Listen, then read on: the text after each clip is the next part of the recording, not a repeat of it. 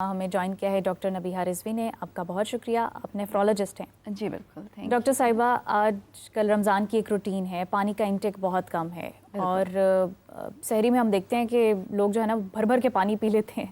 بالکل. تو اس کا کیا ایفیکٹ ہوتا ہے آپ کی کڈنی پہ یا اوور آل باڈی پہ؟ بیسیکلی ہماری باڈی کی پانی کی ریکوائرمنٹ تو جتنی ہے وہ ہے جی. اور اس کو ہم نے رمضان ہو یا عام ڈیز ہوں اس میں پورا کرنا ہے.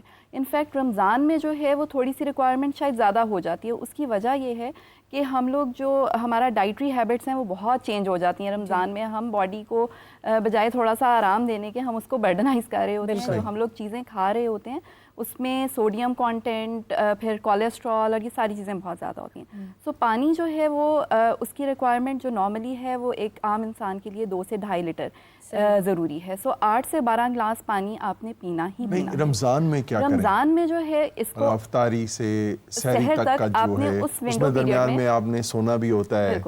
تو آپ نے کوشش یہ کرنی ہے کہ افطار میں جو ہے آپ 2 سے 4 گلاس جو ہے اس میں، اور پھر جو جتنا ٹائم آپ جاگ رہے ہیں اس میں جو ہے وہ آپ 1-1 گھنٹے کے وقفے سے جو ہے وہ پانی پئیں. اسی طرح سے سحری میں کوشش کیجئے کہ کھانا جو ہے اپنا جو بھی آپ نے کھانا ہے فجر سے آدھا پونا گھنٹہ پہلے کھا لیں اور اس کے بعد پانی پئیں. لیکن ایک امپورٹنٹ چیز یہ کہ پانی اکٹھے نہیں سارا، مطلب کہ ایک دم سے جو ہے وہ ہم لے لیتے ہیں. آپ نے فرمایا نا 1-1 گھنٹے کے بعد. ہاں، اور سحری میں بھی جو ہے وہ یہ ہوتا ہے کہ بس جتنا پانی پیا جا رہا ہے وہ ہم پی لیں.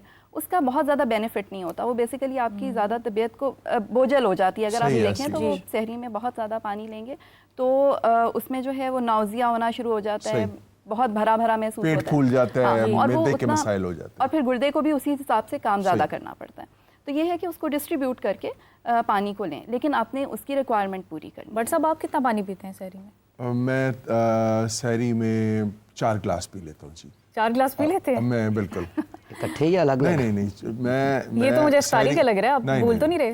سحری میں 4 گلاس میں ضرور پی لیتا ہوں اور افطاری میں بھی میری کوشش ہوتی ہے 3-4 گلاس. تو آپ کی بٹ صاحب دونوں ٹائمز پہ 8 گلاس پورے کر میں پی لیتا ہوں. ان بٹوین اگر 2 بھی لینے. یہ بتائیے کہ یہ تو ایک نارمل انسان جو ہے جو گردوں کی بیماری میں مبتلا نہیں ہے، تو اس کے لیے آپ کہہ رہے ہیں کہ اتنے گلاس یا اتنے لیٹر پانی جو ہے.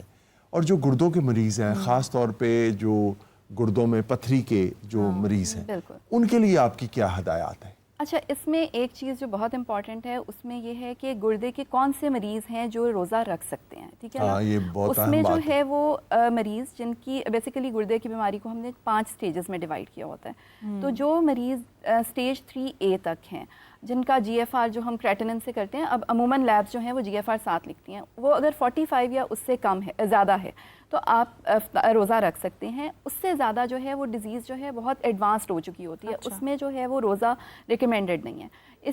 اور وہ مریض جو روزہ رکھ رہے ہیں چاہے وہ 3A تک ہیں، انہوں نے اپنی کریٹنن ہفتے بعد مطلب 7 روزوں کے بعد جو ہے وہ ضرور چیک کروانی ہے کہ وہ بڑھ رہی ہے، تو ان کو پھر اس کے اکارڈنگلی مینیج کرنا ہے. اور پانی ان کے لیے بیسیکلی گردے آپ کو پتہ ہے جب بہت پراپرلی فنکشن نہیں کرتے تو بعض اوقات پانی کی زیادتی بھی ہو جاتی ہے جسم میں، جس کے لیے ہم بعض اوقات پیشاب آور دوائیں وہ بھی دیتے ہیں مریضوں کو.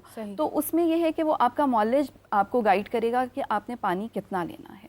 تو اور اس کے ساتھ ایک اور امپورٹنٹ چیز، جو مشروبات ہم استعمال کرتے ہیں، یہ لال اور بہت سے جو ہوتے ہیں فلیورڈ ڈرنکس، یہ بہت نقصان کرتے ہیں. سو پانی کی کمی کو پورا کرنے کے بجائے یہ ہم لوگوں کو ڈی ہائیڈریٹ انفیکٹ تھوڑا سا کر رہے ہوتے ہیں. اس کی ریزن یہ ہے کہ جو اس میں چینی کی کوانٹٹی ہے نا وہ بہت زیادہ ہے. وہ 7 to 9 ٹائمز نارملی جو ہے اس سے زیادہ ہوتی ہے.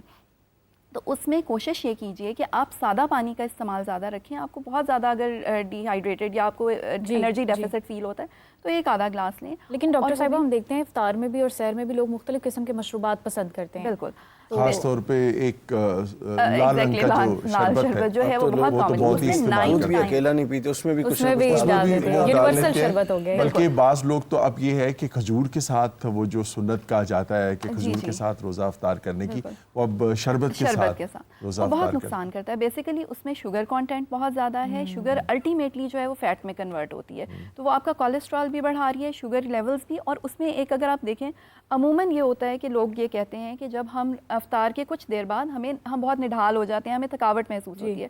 اس کی وجہ یہ ہوتی ہے جب آپ بہت ہائی جو ہے کاربوہائیڈریٹ ڈرنکس لیتے ہیں تو آپ کی باڈی انسولین پروڈیوس کرتی ہے ان رسپانس, اور وہ ایک دم پھر جب آپ کی باڈی انسولین پروڈیوس کرے گی تو شوگر لو ہوتی ہے اور اس میں آپ کو تھکاوٹ محسوس ہوتی ہے. تو بہت زیادہ جو ہے وہ ہائی کاربوہائیڈریٹڈ ڈرنکس جو ہیں یہ اوائڈ کرنے چاہیے. انفیکٹ اگر آپ دیکھیں تو جو شوگر کے مریض ہوتے ہیں وہ آپ کو عموماً سنا ہوگا کہ انہیں یورین زیادہ آتا ہے. جی جی. تو جب ہم بہت زیادہ ڈرنک لیں گے اس طرح کی تو اس سے ہمیں بھی یورین زیادہ آتا ہے اور ڈی ہائیڈریشن زیادہ ہوتی ہے انفیکٹ. تو سادہ پانی کا استعمال, نیمبو پانی کا استعمال جو نیچرل ہے کم شوگر کے ساتھ, جی. یا یہ کوکونٹ ڈرنک, یہ جو کوکونٹ واٹر ہوتا ہے وہ, کوکونٹ واٹر, اور فریش فروٹس آپ جوسز جو ہیں وہ یوز کر سکتے ہیں, لیکن اس میں تھوڑا سا ایسیڈیٹی افطار کے فوراً بعد جو ہے وہ کاز کر سکتی ہے, یا اس میں بھی شوگر کانٹینٹ تھوڑا ہوتا ہے, لیکن وہ ان سے بہت بہتر ہیں جو ہم یوز کر رہے ہیں. آپ کو یہ کیسی ایک ملی جلی ایک روٹین بتائیے جو بیسٹ روٹین ہو جس کو ہر کوئی فالو کر سکے, اگر وہ کڈنی پیشنٹ ہے نہیں بھی ہے تو اس کو رمضان میں کس طرح سے رمضان میں جو ہے وہ سحری اور افطاری دونوں, سحری اور افطاری دونوں میں جو ہے سب سے پہلے کھانے کو سمپل کریں. ہم پکوڑے, سموسے, رولز, یہ وہ چیزیں ہیں جو ہماری افطار میں بہت ضروری ہیں. ہم نے جو ایکچوئل رمضان کا جو مقصد تھا میرے خیال میں وہ تو بالکل ہی ختم ہو چکا ہے. جی. تو اس میں جو ہے اپنا, کیونکہ یہ جو ساری چیزیں ہیں اس میں ہائی سوڈیم کانٹینٹ ہے. سوڈیم جو ہے وہ آپ کی باڈی کو ڈی ہائیڈریشن بھی کاز کرتا ہے, پلس اس کے علاوہ بہت سی ہائی بلڈ پریشر کاز کرے گا. اسی طرح سے یہ فرائیڈ آئٹمس جو ہیں اس میں کولیسٹرول وغیرہ زیادہ ہے, پھر یورک ایسڈ انکریز کرتا ہے. سو یہ ساری چیزیں نقصان دہ ہیں. So keep your diet simple.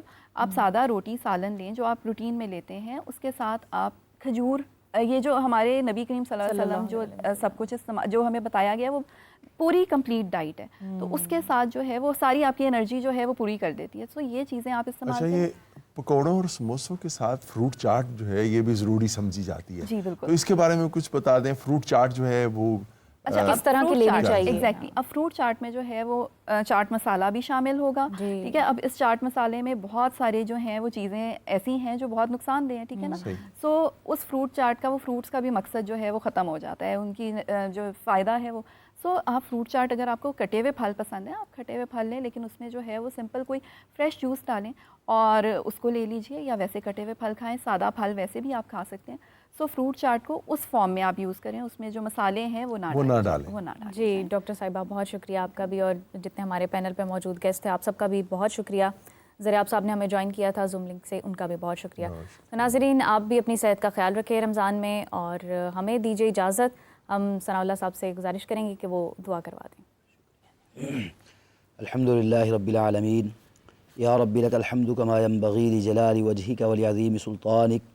اللہم صلی وسلم علی نبینا محمد صلی اللہ تعالی علیہ وآلہ وسلم. ربنا ظلمنا انفسنا وان لم تغفر لنا وترحمنا لنکونن من الخاسرین. ربنا آتنا فی الدنیا حسنۃ وفی الآخرۃ حسنۃ وقنا عذاب النار. یا اللہ ہم گناہ گار ہیں, ہمارے صغیرہ کبیرہ گناہ معاف فرما.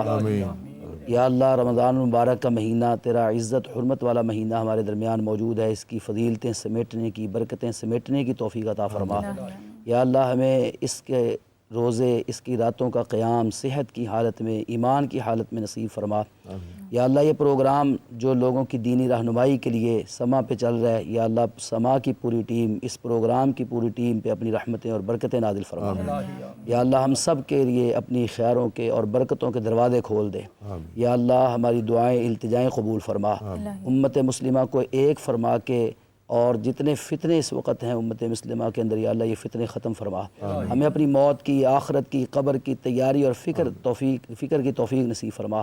سبحان ربک رب العزت عما یصفون وسلام علی المرسلین والحمد للہ رب العالمین.